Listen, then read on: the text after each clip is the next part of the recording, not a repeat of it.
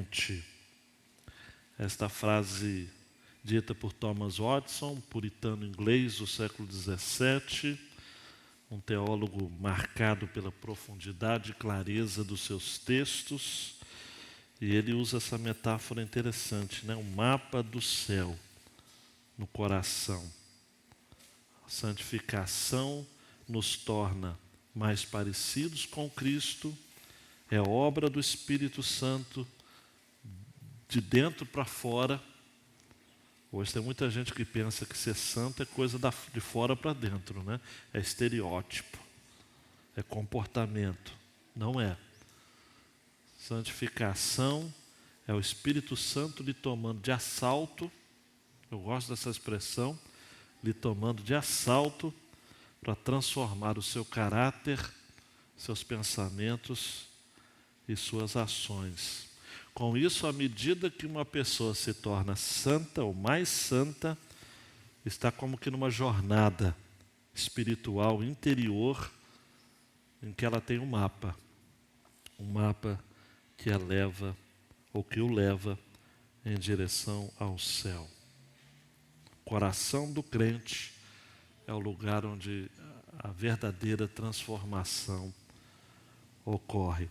Já foi dito tantas vezes aqui esse verso, né? Se confessarmos os nossos pecados, 1 João 9, você e eu podemos confiar nisso.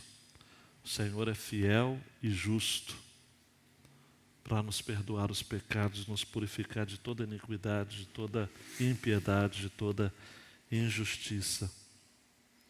É interessante essa coisa da santificação, esse apelo, porque isso marca de fato quem nós somos diante de Deus. E no livro de Apocalipse, no capítulo 22, a partir do versículo 10, há um texto muito severo sobre isso. Quando João, inspirado pelo Senhor, recebe uma orientação dizendo: não cele as palavras da profecia deste livro, porque o tempo está próximo. E aí há uma fala aqui do Senhor que cala fundo o nosso coração. Continue o injusto a fazer injustiça. Continue o imundo a ser imundo. O justo continue na prática da justiça e o santo continue a santificar-se. Jesus dizendo: eis que venho sem demora, e comigo está a recompensa que tenho para dar a cada um segundo as suas obras. Nós vamos ser recompensados segundo as nossas obras. Isso é santificação. Nós somos salvos pela graça, santificados por meio da graça, mas vamos receber recompensas espirituais por obras que vão nos acompanhar. As obras não são carro-chefe, mas Apocalipse vai dizer de que elas nos acompanham. Bem-aventurados os que desde já morrem no Senhor, porque as suas obras os acompanham. Isso é muito interessante. Por isso que o autor aos Hebreus vai dizer no capítulo 12, versículo 14: procurem viver em paz com todos e busquem a santificação, sem a qual ninguém verá o Senhor. Na quinta-feira passada, queridão e queridona, eu falei sobre a santidade do sexo. Um tema difícil para tratar, mas necessário. Nós estamos vivendo, amados, em um contexto onde, meu Deus do céu, as notícias que nos chegam, as impressões que a gente tem deste mundo, é que de fato a vinda do Senhor Jesus está nas portas mesmo. E a vontade de Deus continua sendo única. O texto vai dizer de maneira clara no versículo 3: pois a vontade de Deus é a santificação de vocês. Ato contínuo, então, Paulo diz de que a santidade do sexo está intimamente ligada à santidade do amor fraternal, da relação entre os irmãos. As pessoas que são amados e amadas, influenciadas ou estão dominadas por paixões sensuais, têm muita dificuldade de se relacionar com as pessoas de maneira santa e pura.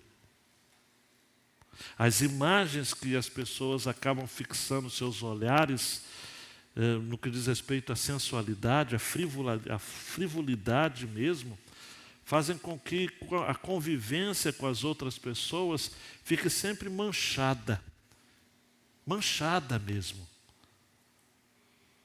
Amados, a falta de uma vivência espiritual, de uma santidade no que diz respeito ao sexo e aos apelos da sensualidade, tem feito com que muita gente tenha o seu caráter arranhado. E isso é triste. Nós temos visto líderes assim. Eu não sei quantos de vocês têm acompanhado aquilo que está acontecendo com Steve Lawson. Um homem que alguns aqui, junto comigo, já ouviram em conferências. E hoje está envolvido numa relação extraconjugal e com o coração tão duro, amados. Oremos ao Senhor, não apenas pelo Steve Lawson, mas por tantos outros no Brasil também, que foram manchados, tiveram seu caráter arranhado. Então, prosseguindo essa verdade, Paulo diz assim, acompanhe comigo a leitura: quanto ao amor fraternal é amor entre irmãos, tá? Não há necessidade de que eu lhes escreva, porque vocês mesmos foram instruídos por Deus a amar uns aos outros. E, na verdade, vocês já estão fazendo isso em relação a todos os irmãos em toda a Macedônia. Porém, irmãos, interessante isso, né? Exortamos vocês a que progridam cada vez mais e se empenhem por viver tranquilamente, cuidar do que é de vocês e trabalhar com as próprias mãos, como ordenamos, para que vocês vivam com dignidade à vista dos de fora e não venham a precisar de nada. Paulo já tinha informações, amados, de que os irmãos de Tessalônica já estavam vivendo a vida de amor comprometido, cuidando uns dos outros, inclusive financeiramente. O N.T. Wright, no comentário nesta carta, vai dizer de que eles pareciam ter estendido seus limites de doação e de apoio para locais bem distantes. Em 2 Coríntios, Paulo até elogia as igrejas da Macedônia, que incluíam, sem dúvida nenhuma, a região, a cidade de Tessalônica, bem como Filipos e Bereia. A igreja de Tessalônica era a maior, talvez a mais abastada do que as outras.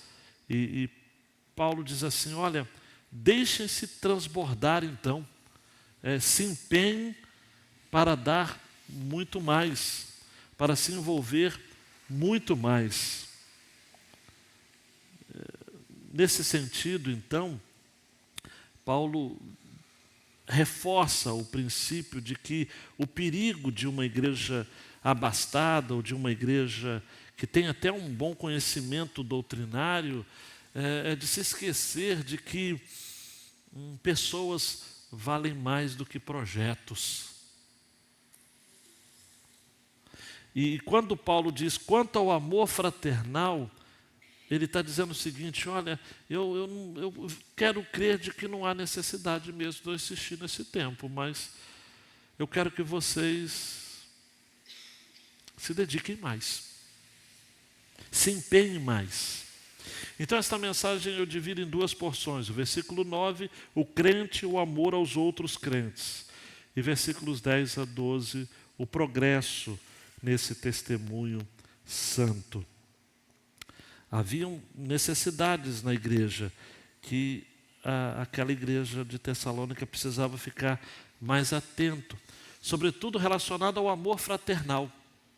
O que significa isso? Que aqueles irmãos precisavam entender que na igreja somos todos parentes de sangue. A palavra amor fraternal, Filadelfos, tem a ver isso. É uma palavra com duas raízes. Filéu, que é o amor familiar de sangue, e adelfos, que é irmão. Então, um amor como se fôssemos todos irmãos de sangue. Aquela igreja precisava aprender a viver em paz. Aquela igreja precisava viver a partir do outro, sem especulações a respeito de quem era da família e quem eram os estranhos. Aquela igreja precisava entender de que toda a fartura que eles estavam tendo era justamente para que houvesse um atendimento às necessidades mais últimas de cada membro daquela comunidade.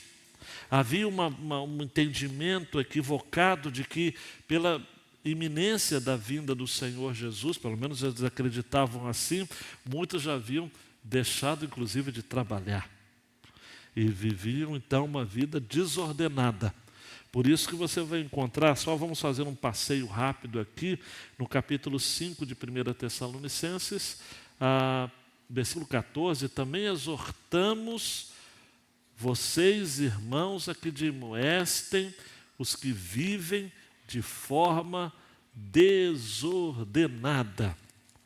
Na segunda carta, ele até vai reforçar isso, no capítulo 3 de 2 Tessalonicenses, versículos 6, 7 e 11, vai usar a mesma expressão. 6.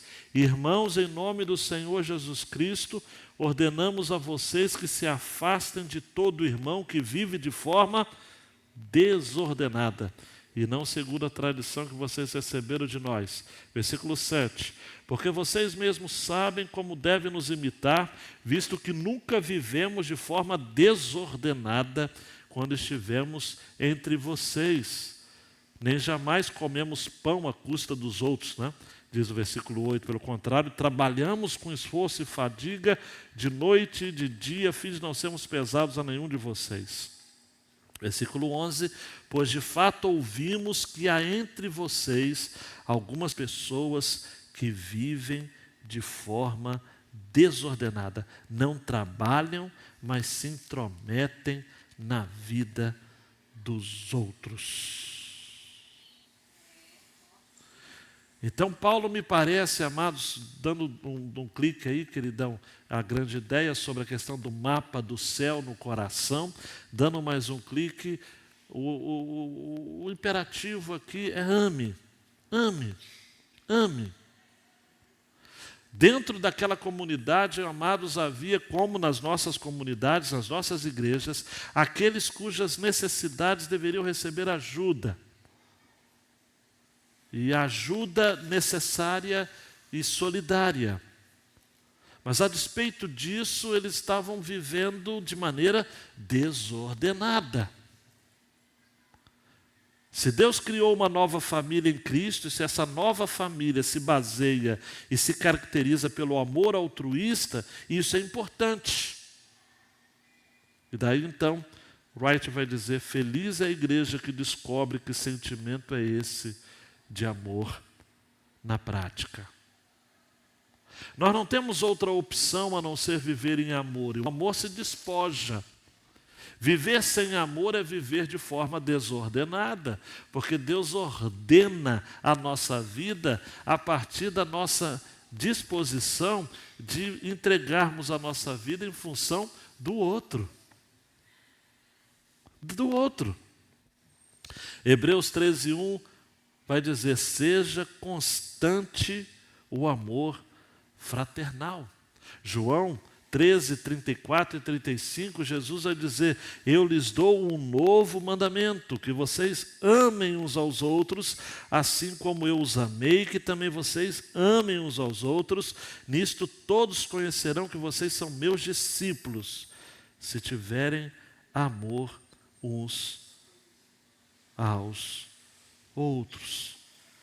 O que nós estamos vendo aqui, amados, rapidamente, pensa comigo, é uma transição muito natural entre a santidade do sexo para a santidade nos relacionamentos fraternais na igreja. Porque assim como o amor de Deus, preste atenção aqui, é santo, o nosso amor por Deus e o nosso amor de uns pelos outros devem ser marcados por uma vida que seja santa. E daí eu sei que é uma coisa óbvia que eu vou falar, não existe nada de novo nisso. Quanto mais nós vivemos com Deus, tanto mais vamos amar uns aos outros. Qual é a nossa marca enquanto cristãos? O amor.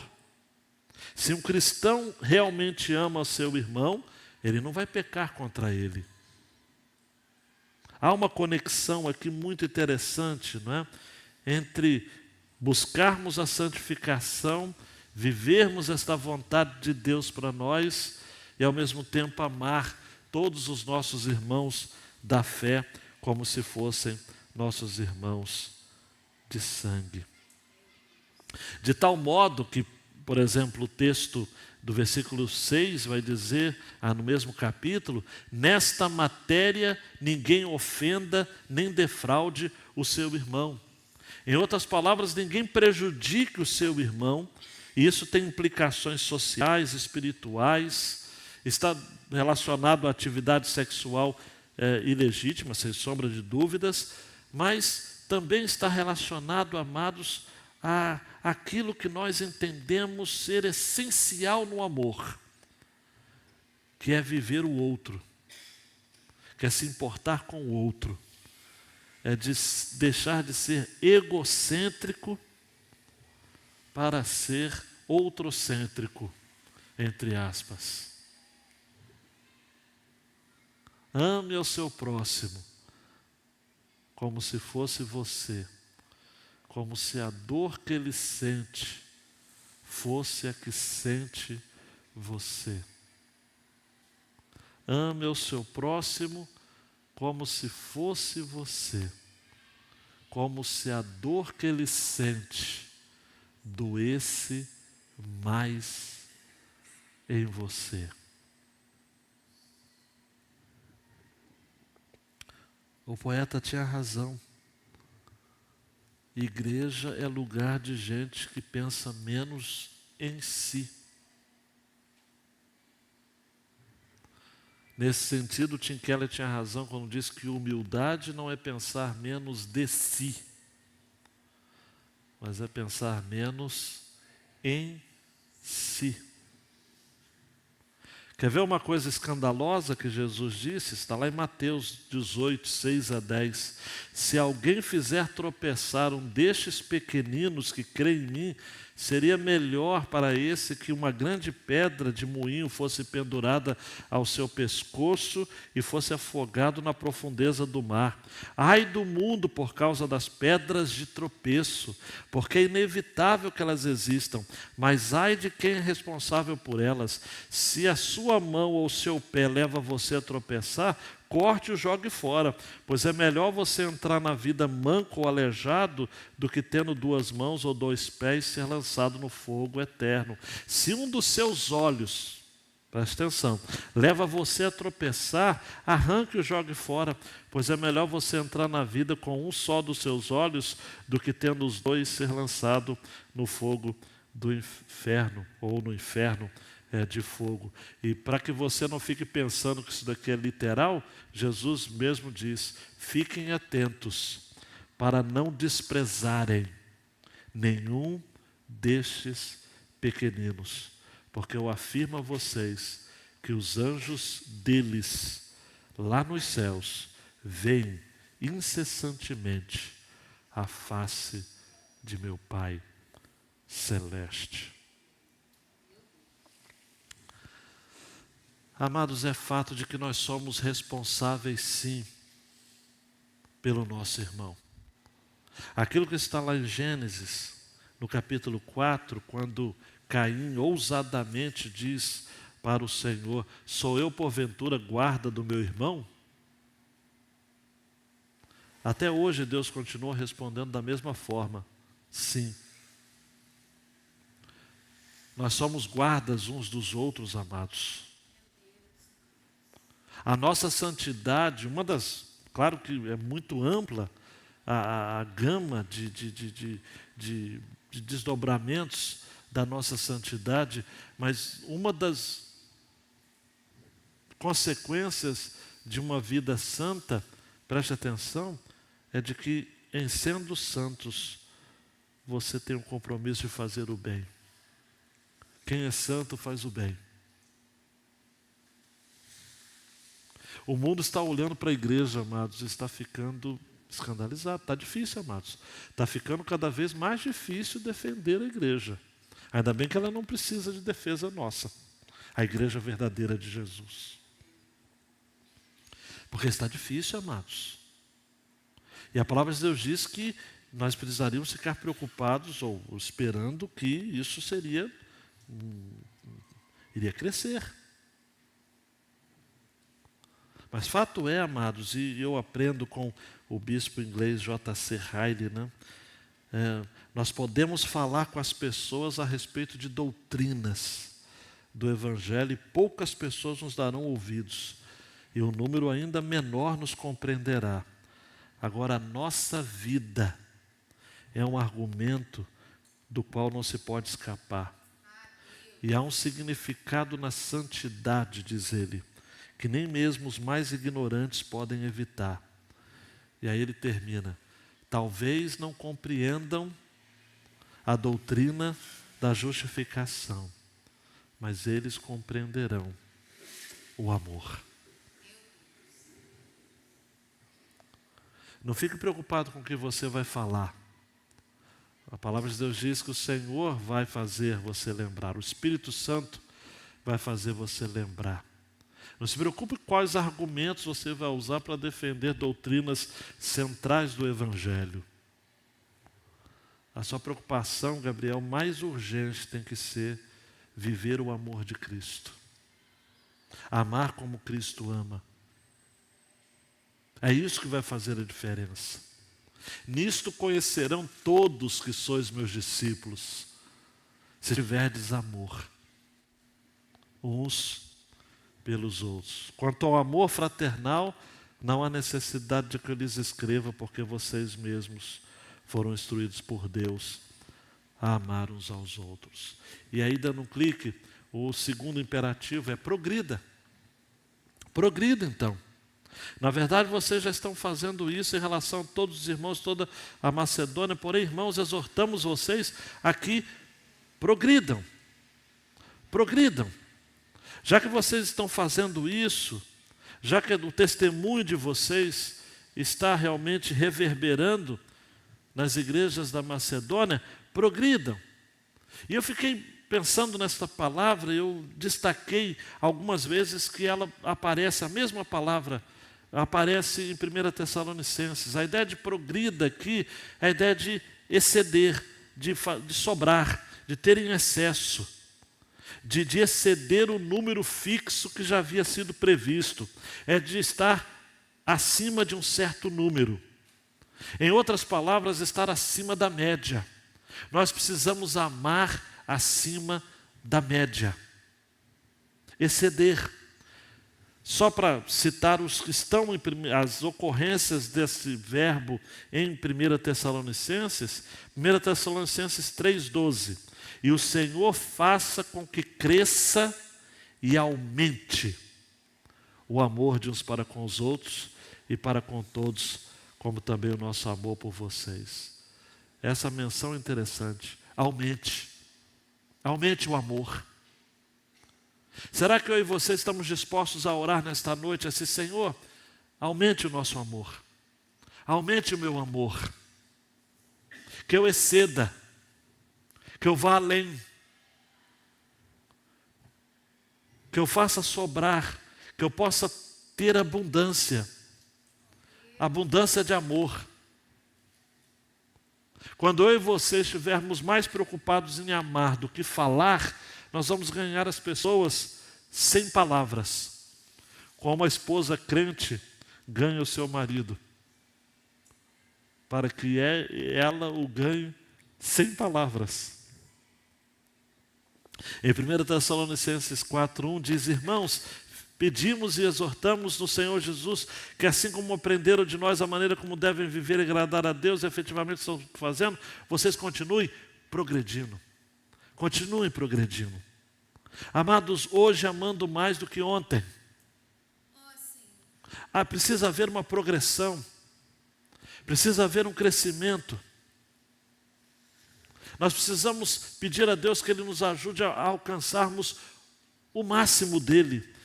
A terceira ocorrência que eu salientei, tem outras, mas eu salientei apenas essas, de 1 Tessalonicenses 5,13. Tenham essas pessoas em máxima consideração, com amor, por causa do trabalho que realizam. Vivam em paz uns com os outros. Paulo diz assim, olha, exortamos vocês a que progridam cada vez mais. Cada vez mais. Senhor, que eu não me estagne, que eu não pare. É triste, amados, quando um crente estagna, ele para, ele de algum modo, e a gente conversa com algumas pessoas, eu estou desanimado, eu estou fraco, eu já produzi muito no passado, não, progrida.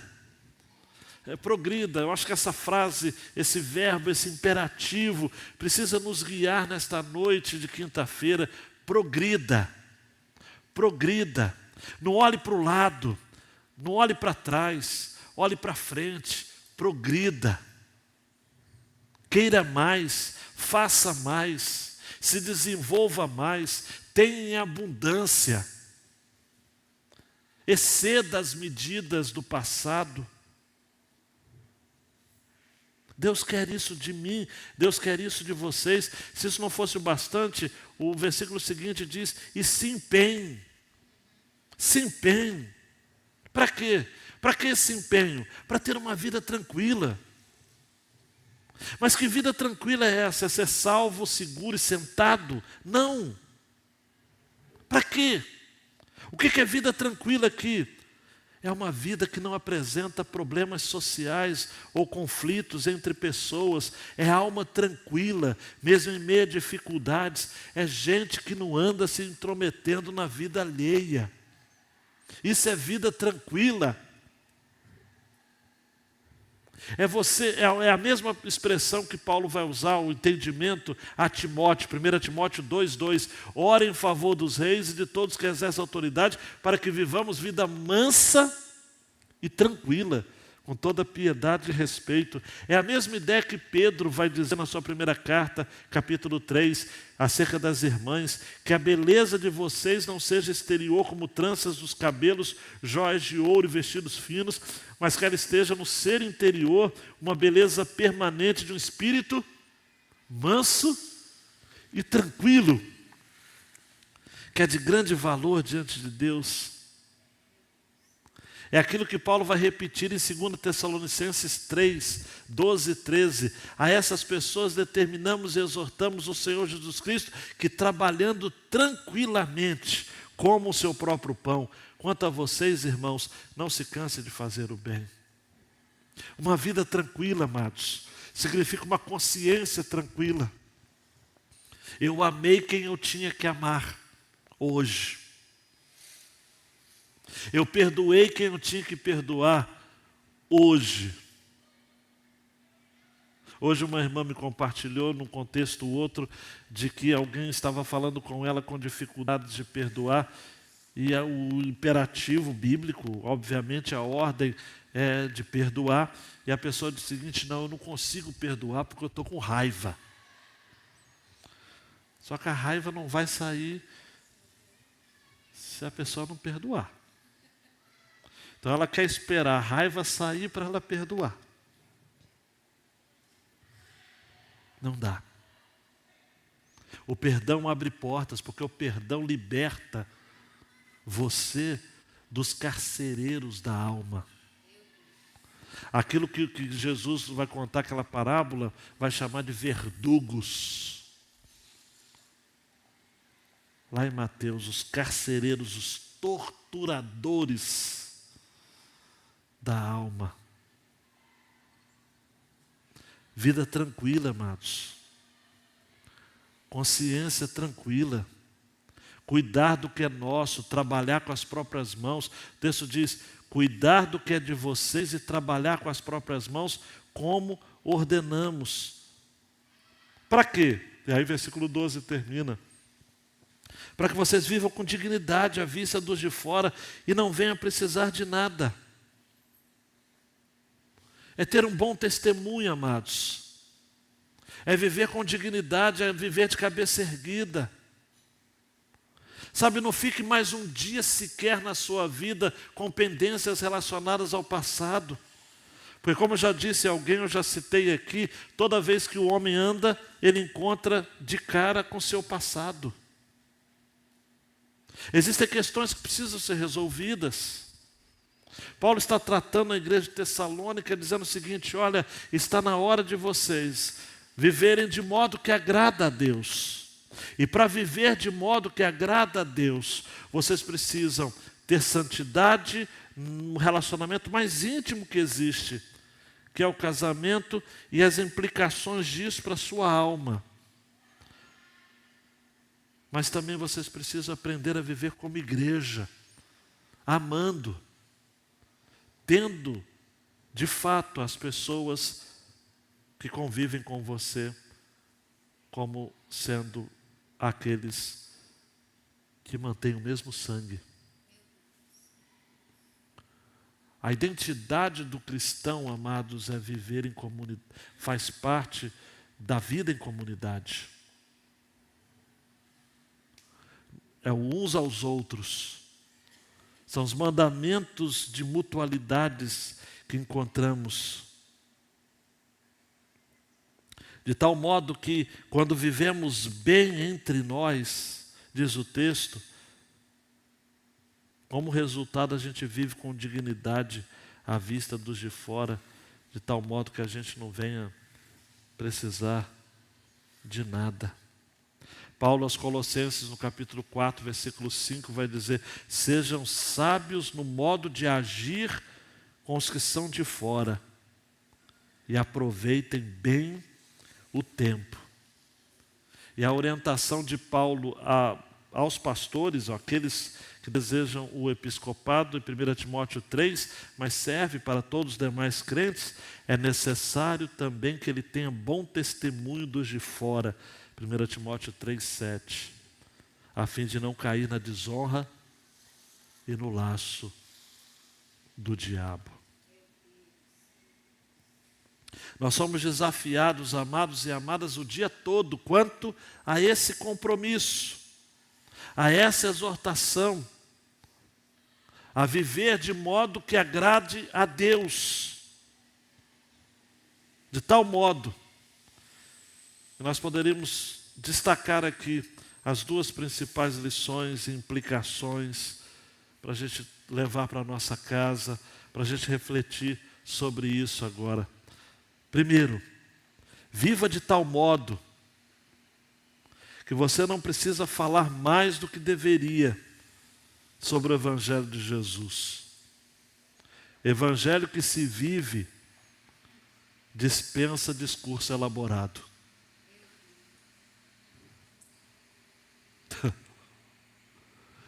Eu fiquei pensando nesse ponto, viver de tal modo que você não precisa falar mais do que deveria. A pregação, amados, não é algo rebuscado. As pessoas estão cansadas de ouvir. As pessoas estão cansadas de ouvir. Elas conhecem, elas podem até completar as frases que nós muitas vezes dizemos. Mas os olhos, amados, da sociedade estão no modo como vivemos. É o seu linguajar, é o seu modo de se vestir, é o modo como você administra os seus negócios, é o seu nome na praça. Amados e amadas, nós precisamos entender que o importante não são as palavras, são as obras. Não é a oratória, é a vida. William Barclay, um comentarista bastante citado, ele diz que o mundo que nos observa não entra na igreja para ouvir um sermão, mas nos vê diariamente fora da igreja. A minha e a sua vida são um sermão que muitas pessoas vão ouvir. E a maioria deles não vão ouvir outro, a não ser esse. Viva então. Viva o Evangelho. Porque o Evangelho que se vive dispensa discurso elaborado.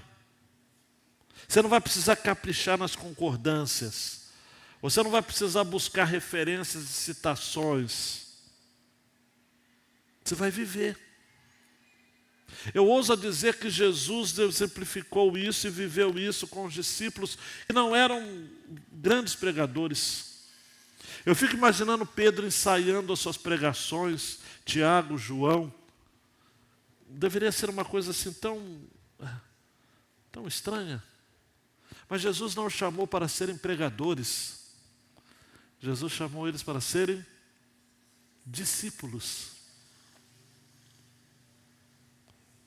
O mundo conhecerão que vocês são meus discípulos. Foi isso que Jesus quis dizer, amados, quando no Sermão do Monte, lá em Mateus 5, ele vai dizer: vocês são o sal da terra. Ora, se o sal vier a ser insípido, como lhe restaurar o sabor? Para nada mais presta, senão para ser lançado fora, ser pisado pelos homens. Vocês são a luz do mundo, e não se pode esconder uma cidade situada no alto de um monte, nem se acende uma lamparina para colocá-la debaixo de um cesto, mas no lugar adequado, onde ilumina bem todos que estão na casa. Assim brilhe também a luz de vocês diante dos outros, para que vejam as boas obras que vocês fazem. Glorifique a vosso Deus que está nos céus. Amado, se você for ver a carta, alguns aqui estudaram comigo aqui num treinamento sobre Tito, né? Mas se você for folhear um pouco a sua Bíblia, veja como Paulo vai dizer a Tito de maneira clara, acompanhando versículos para pegar essa expressão boas obras. Acompanhe comigo aí a carta de Paulo a Tito, capítulo 2, versículo 7. Seja você mesmo um exemplo de boas obras. Versículo 14, do capítulo 2 ainda. Ele deu a si mesmo por nós, Jesus, né? A fim de nos remir de toda iniquidade e purificar para si mesmo um povo exclusivamente seu, dedicado à prática de boas obras. Capítulo 3, versículo 8. Fiel é esta palavra, e quero que você fale ousadamente a respeito dessas coisas, para que os que creem em Deus se empenhem na prática de boas obras. Estas coisas são excelentes e proveitosas para todas as pessoas. E por fim, versículo 14 do capítulo 3. E quanto aos nossos, que aprendam também a se empenhar na prática de boas obras, a favor dos necessitados, para não se tornarem infrutíferos. Precisa explicar alguma coisa? Está claro. Evangelho, amados, não é questão de palavras só. É palavras também, claro. Claro que é comunicação, é proclamação, mas é boas obras. É prática de boas obras. Por isso que eu quero terminar minha última aplicação pegando um gancho do que Paulo vai dizer no versículo 14, versículo 11 de 1 Tessalonicenses 4. Se empenhem por viver tranquilamente, cuidar do que é de vocês e trabalhar com as próprias mãos como ordenamos. E aí vem uma aplicação. O trabalho não é produto do pecado, uma herança da queda de Gênesis 3, como talvez você esteja pensando. trabalho é uma dádiva de Deus. Queridão, queridona, o trabalho não é algo que você faz para viver. Trabalho é algo que você vive para fazer. Há uma vocação divina no trabalho. O trabalho é bênção, não é maldição. O trabalho engrandece o caráter. O trabalho provê o que precisamos para nós e família. E o trabalho nos capacita a ajudar os outros. É interessante um dos textos de Paulo, quando ele fala sobre o trabalho, né? Em Efésios capítulo 4, versículo 28. Aquele que roubava, não roube mais. Pelo contrário, trabalhe, fazendo com as próprias mãos o que é bom. Para quê? Para que tenha o que repartir com o necessitado. Por isso que nós vamos chegar nesse texto, querendo Deus, 2 Tessalonicenses 3,10, porque quando ainda estávamos com vocês, ordenamos isto. Se alguém não quer trabalhar, também não coma. Eu fiquei pensando, Léo, sobre a expressão aqui que Paulo usa no finalzinho do versículo 12, né? E não venham a precisar de nada. O que é isso, né? O contexto nos ajuda a entender que a ideia é da gente não depender de ninguém. Mas olha para mim, a preocupação de Paulo não é que os cristãos em Tessalônica não passassem fome. A preocupação de Paulo é de que eles não se tornassem parasitas da sociedade. Por isso que o texto diz, para que vivam com dignidade à vista dos de fora e não venham a precisar de nada. Sabe o que significa isso? Vida útil, propósito, significado.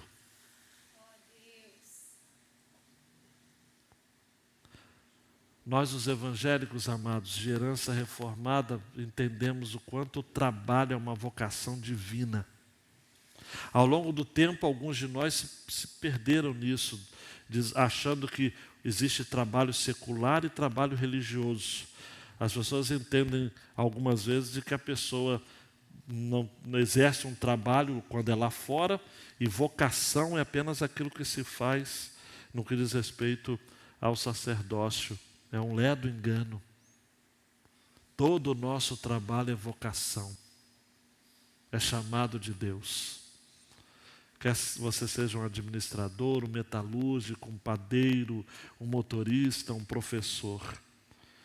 Por isso que eu quero terminar com uma história clássica, compartilhada até por John Stott no livro O Cristão numa Sociedade Não Cristã. Ele diz que conta essa história de um homem que, ao caminhar por uma estrada rural, se deparou com uma pedreira onde vários homens estavam trabalhando. Você já ouviu essa história? E ele perguntou o que estavam fazendo.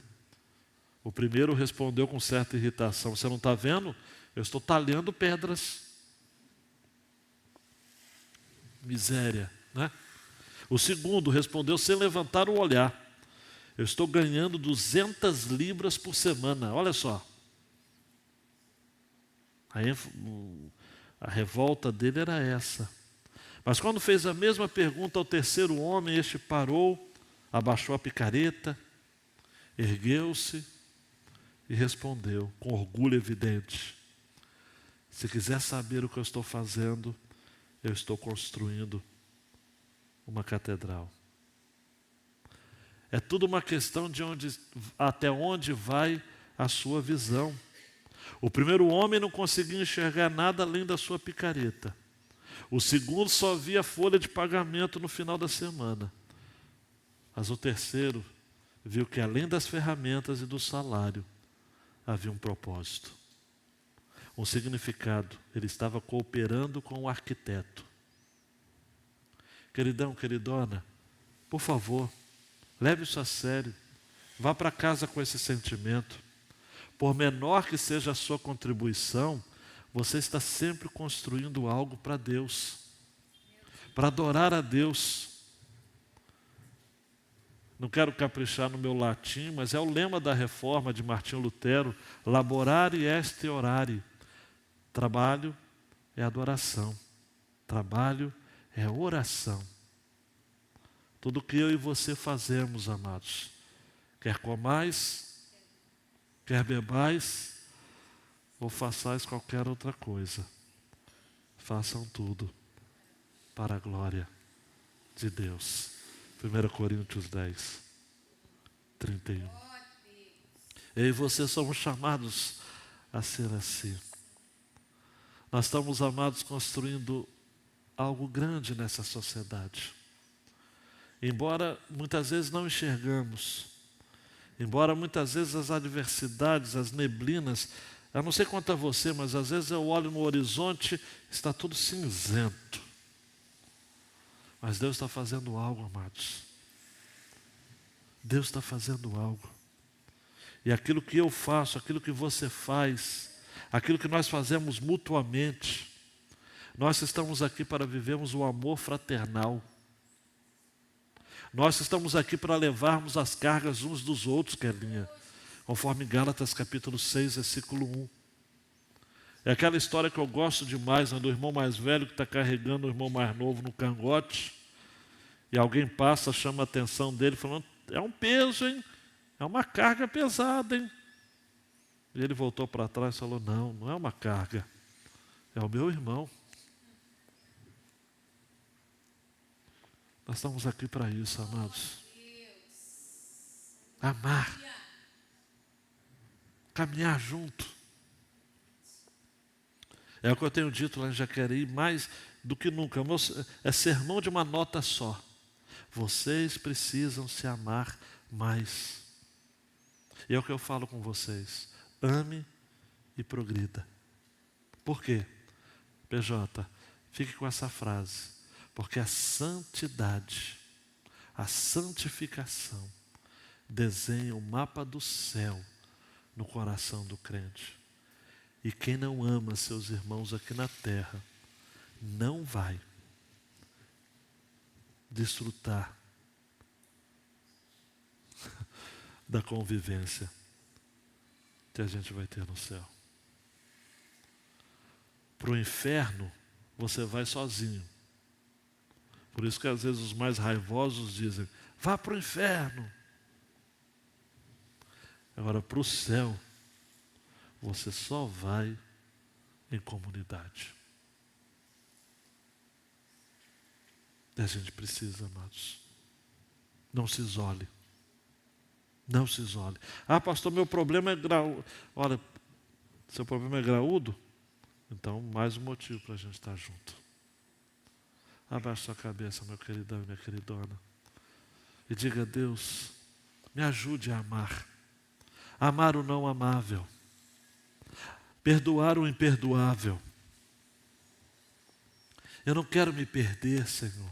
Eu não quero me isolar. Eu não quero viver só para mim. Eu não quero ficar tão aficionado naquilo que eu estou fazendo, a ponto de me esquecer daquilo que o Senhor está fazendo em minha volta, Senhor. Não quero viver em confusão. Gênesis 11, Babel, a confusão. Cada um falando uma língua e ninguém se entendendo. Atos 2, a unidade. Cada um falando uma língua, mas todos se entendendo. Nós precisamos viver, amados, o Pentecoste, mais do que Babel. Babel não nos pertence. Babel não nos pertence. Deus, derrame o seu espírito de unidade, de amor sobre a nossa igreja. Nos ajude a lidarmos com as nossas imperfeições. Nos ajude a buscarmos os ajustes finos na nossa convivência. Perdoa-nos às vezes que somos egocêntricos, egoístas, que olhamos para o nosso umbigo somente. Nos ajudes, meu Deus, a treinarmos o nosso olhar para o outro, vendo o outro, se colocando no lugar do outro. Que o nosso trabalho seja visto com essa perspectiva. Estamos construindo algo para o Senhor. E o Senhor conta conosco, Senhor. Nós não queremos que o mundo nos veja desunidos, desalmados, divididos. Ah, meu Deus, a sua igreja tem dado tanto motivo de escárnio e de chacota em relação a este mundo perverso. Deus, seja com o nosso testemunho. Nós nos arrependemos, Senhor, das vezes em que não mostramos para o mundo com a vida aquilo que nós professamos com os nossos lábios. Nos ajude, Senhor. Nós nos arrependemos, Senhor. Nós nos arrependemos de tanta frieza, de tanta negligência, de tanto pouco caso, de tão pouco caso. Nós queremos, ó Pai, viver de fato em um contexto de amor tão sincero, tão fraterno, que as pessoas sejam atraídas pelo modo como nós nos amamos. Que aquilo que foi testemunhado no passado, vejam como eles se amam, possa se tornar real nos nossos dias, Senhor. Que o mundo veja, para além dos nossos cultos, para além dos nossos shows, para além dos nossos cantores e pregadores renomados, para além dos nossos templos, para além da nossa projeção na sociedade, que eles nos vejam pelo modo como amamos. Que essa seja a nossa marca, que essa seja a nossa essência, o amor. No nome de Jesus. Amém. E amém. Ore silenciosamente, queridão e queridona, pedindo a Deus um batismo de amor, um coração cheio de amor, pelas pessoas a quem hoje e amanhã, até domingo, o Senhor colocará no seu caminho, para que você expresse amor, para que você derrame amor. Eu creio que Deus vai fazer isso entre hoje e domingo, para você no domingo testemunhar aí no seu lugar, no seu coração, que esta palavra dita em nome de Deus se tornou verdade na sua vida. Amém.